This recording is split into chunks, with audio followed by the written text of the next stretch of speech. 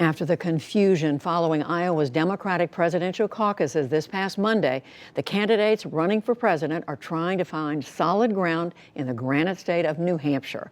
William Brangham reports on the latest from Iowa and the final sprint to win the first primary.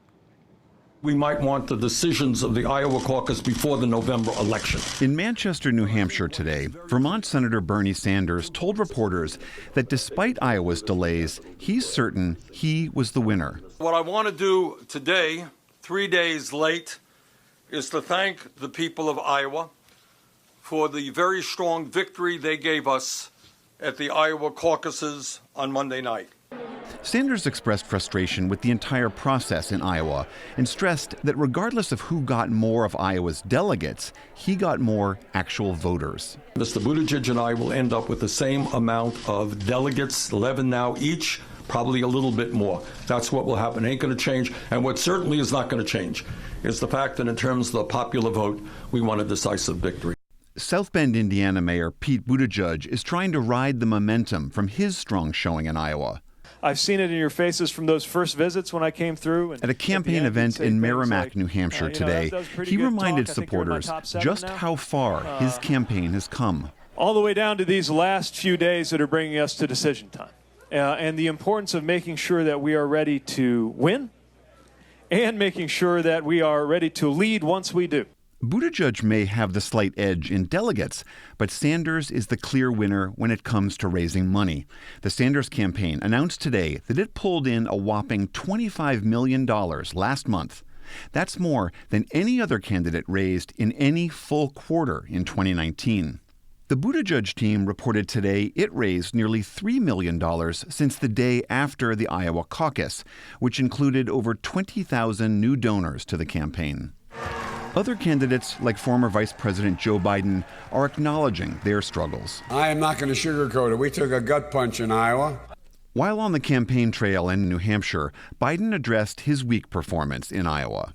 But Biden also didn't hesitate to point out the weaknesses of his opponents, slamming Sanders for self-identifying as a Democratic socialist. Every Democrat in America up and down the ballot will have to carry the label Senator Sanders has chose for himself. Biden also hit Buttigieg on his lack of experience. For this party to nominate someone who's never held an office higher than mayor of a town of 100,000 people in Indiana, I do believe it's a risk. And at a Wednesday CNN town hall in New Hampshire, billionaire activist Tom Steyer pointed out Buttigieg's struggle to win over black voters. I can put together the kind of diverse coalition that we need to have to beat Trump. And that's something, if you look at the people who are running for president, they're people who are struggling to do that, like Pete Buttigieg. Massachusetts Senator Elizabeth Warren, also coming off a disappointing showing in Iowa, stressed party unity. And the only way we're going to turn that around, the only way we're going to make this government work for us, starts right here in the Democratic primaries. Warren will join 6 other Democratic contenders on a New Hampshire debate stage tomorrow night, the candidates' next chance to boost their position before the state's primary next Tuesday. Here to break down what this Iowa news means for the Democratic Party and the 2020 candidates is Robert Costa. He's the moderator of Washington Week here on PBS and a national reporter for the Washington Post. He joins us from the Post newsroom. Bob, thanks for being here. After this debacle in Iowa, and I think that is the technical term for it, DNC Chair Tom Perez says he wants Iowa Democrats to do a recanvass. Can you explain what does that actually mean and how much does it matter? A recanvass is not a recount. A recount's a counting of individual votes. What the chairman of the Democratic Party wants to do, following all the frustration about the Iowa result, is go back and look at the math. Look at the data that was reported from different precincts and retabulate those forms rather than going to count each individual vote. So I guess we'll wait to see what the results of that are. But certainly, what does this do for Democratic Party unity? I mean, we know this is not all the DNC's fault, what happened in Iowa, but this has got to be disruptive for the internal mechanism of the party. There's a real push right now in the Democratic Party, based on my conversations with many campaigns, to move more toward a primary-only system in the future, that there are so many problems when it comes to caucuses and how it's done, how it's arranged, how results are collected, that in the future you could see the Democratic Party not only moving away from Iowa, a state that's 90% white, in New Hampshire, a small, tiny state in New England, moving more toward diverse states to begin the primary and nominating contest, but also away totally from caucuses. And that's a trend that's beginning only to build this week. So shifting now to the candidates, normally after the first big primary or caucus, there's this push to seize the mantle of being the frontrunner. We now have two candidates who are trying to claim that role of the victor out of Iowa. How do you see that shaking out?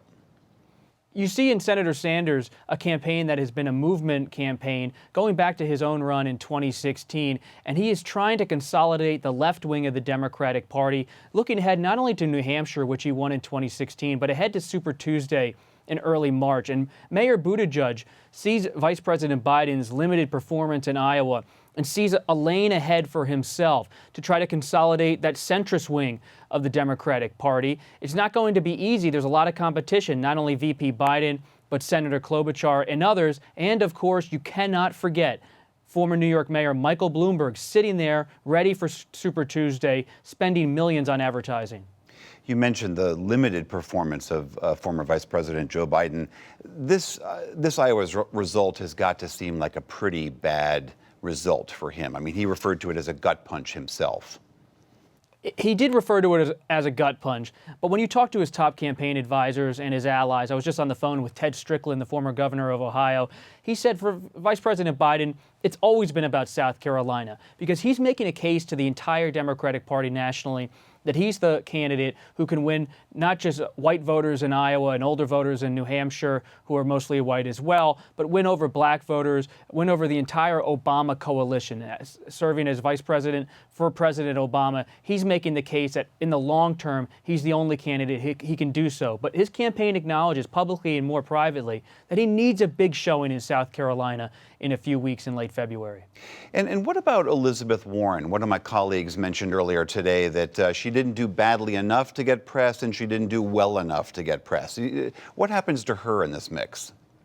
She's in a difficult political position because Senator Sanders continues to raise a ton of money, and she's competitive, but she's not able to eat into his core support on the left of the Democratic Party at this point. But she does have some money, and she has a strong reputation among grassroots Democrats who see her as a version of Senator Sanders' left-wing ideology, but someone who maybe can win over more voters in the center. So she's pulling from different parts of the Democratic Party. You cannot count her out at this point. New Hampshire will be a test. It's a neighboring state to Massachusetts, as well as being a neighboring state to Senator Sanders and his home state of Vermont.